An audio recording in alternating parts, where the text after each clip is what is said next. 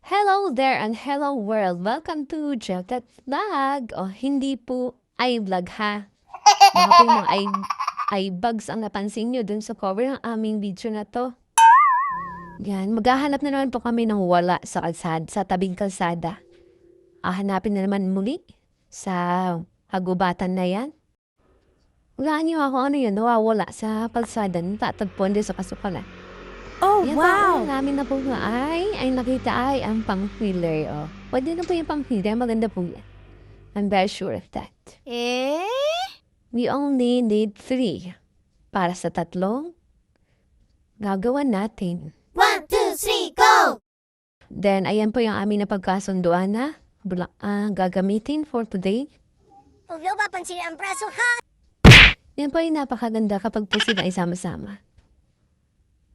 Sabi nga nila, there's beauty in everything. Only when, kapag alam mong tumingin marunong kang tumingin sa paligid. Ganon yun. Mamaya, tingnan nyo. O nakakadami na kami. At aruy, nakagat pa nga ng langgam kaya tumabi na siya. Ouch! Kasi nag-iingat.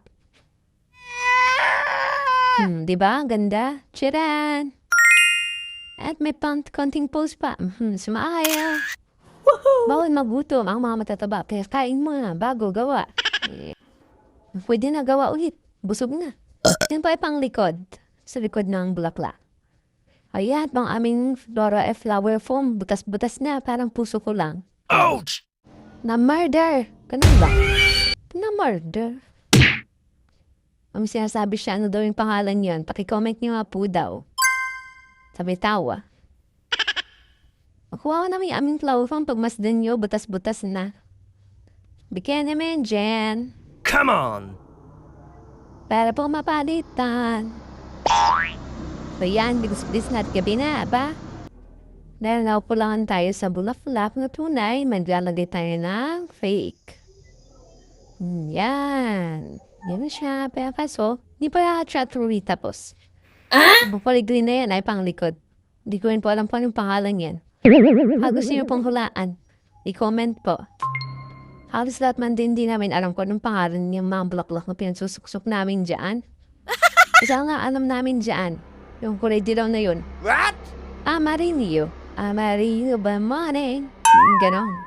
Yun ang alam namin block-block dyan. Yung pangkalahatan na yan ay ibig ko sabihin iba niya, hindi namin alam. O so, ayan, yehey, tapos na.